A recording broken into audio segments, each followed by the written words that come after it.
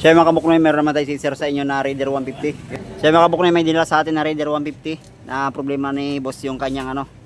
Ayan o. Exhaust board. Naputol mga kabuknoy, pati na yung elbow. Naiwan na rin. So pinatry na rin na pinabuildingan. So di na rin talaga kinaya mga kabuknoy. Ito na nangyari o. Ito na yung elbow niya. Hindi na rin matanggal dahil stuck up na rin. So try natin mga kabuknoy, tanggalin yung ano sa may elbow muna. Unahin natin tanggalin sa may elbow. Sa mga nagtatanong pala mga kabuknoy na kung gumagawa pa tayo sa mga ganitong problema, yun, PM nyo lang ako sa YouTube channel saka sa Facebook page. Yun, lalagay ko na rin yung ano, yung location ko sa comment section. Yan, lagay ko na rin mga kabuknoy. Yan si Ramaster Saddam Cho. Ayan o. Yan. Ito na yung ano, bagong kabuknoy namin ngayon, bagong pasok. Shoutout muna sa mayari. Yan si boss sa kanyang ano, Raider 150 na problema dito sa ano, sa kanyang exhaust. So try ko muna tanggalin sa may ano, ulo ng ano, elbow.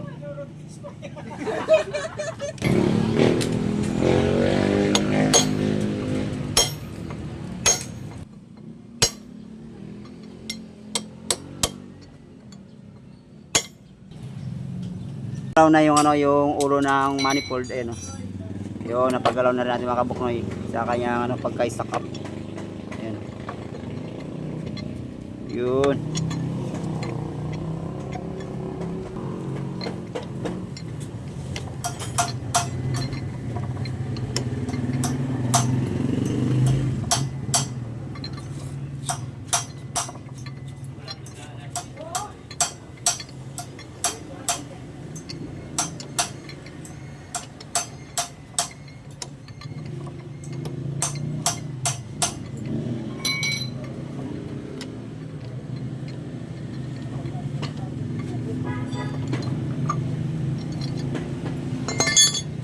So ito na mga kabuknoy, tanggalan natin yung ano, yung ulo ng tambutso niya. So tanggalin muna natin yung pinagbuildingan, ipantay natin, kailangan nakapantay bago tayo magbari ng mga kabuknoy. Kaya ang gagawin natin mga kabuknoy, magbi-building tayo. So buildingan muna natin para maputol natin, mapantay natin yung pinagbuildingan yung una. Yun o. So tirahin ko muna ng ano, ng tornilyo. So yan guys, na-buildingan ko na. Ayan o. So kailangan maputol natin yung pinakapuno, yung sa may pinagbuildingan. Gamit ang sinasakit. Yan, impakin natin.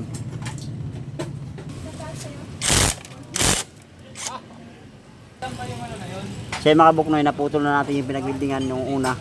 Yun, napantay na natin. So makapagbari na tayo dyan. So inix natin yung kabilang side.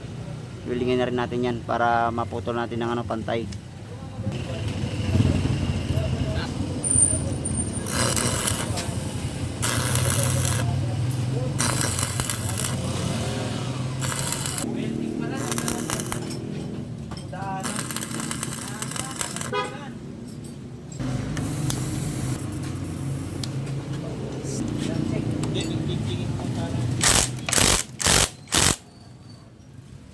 Yan guys, naputol na rin natin yung kabilang side. Ayan o. Ayan, so natin ibabanatan ng ano, ng 532 na barina para makuha natin yung sintro. Yan guys, so gagamitin natin na ano, na barina yung 532. Kailangan makuha natin yung sintro.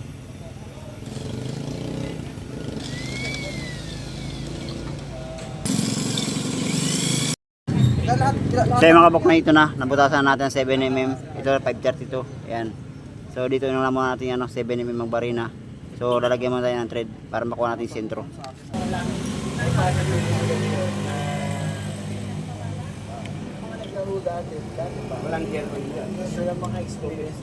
So yan guys, maglalagay na tayo ng ano, ng thread dun sa kanyang ano, cylinder head. Butasan na rin natin.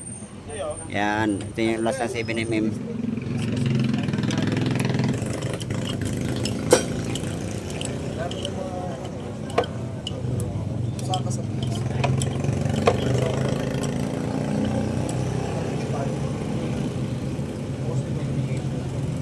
So yan guys, nalagyan natin ang thread na 8mm. So lagyan natin ang ano, stud bolt. Ito lagyan natin ano, yung stud bolt na extensile.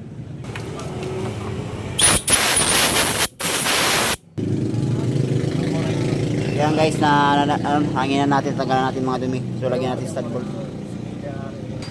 Ako rin, sinisita ako eh. Pag tumala, hindi mo pwede hawakan yun. NSO time. Parang wala lang. Wala. Sa akin, puta gumana ako. Bago lang ako. Sir, bawal ka dito ba? So yan guys, nalagay na natin yung stud bolt. So next natin yung kabilang side.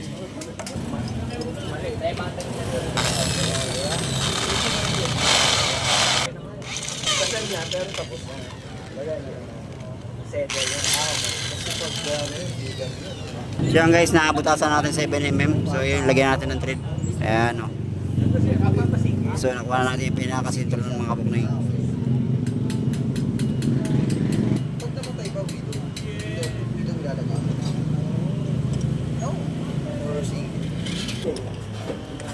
Basta ang sa mga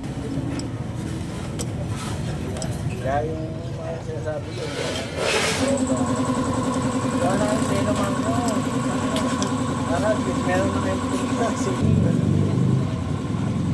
sabi ko na dinete pa ito second na data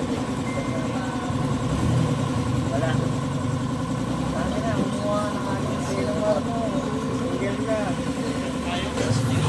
So yan guys, nalagyan na natin ng stud bolt dalawa. Ayun, so ilagyan natin yung bagong elbow.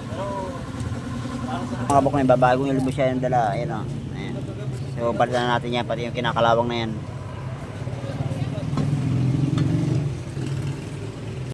Kaya mga kabuk na yun, okay na yung natin yung ginawa natin pull out. Ayun.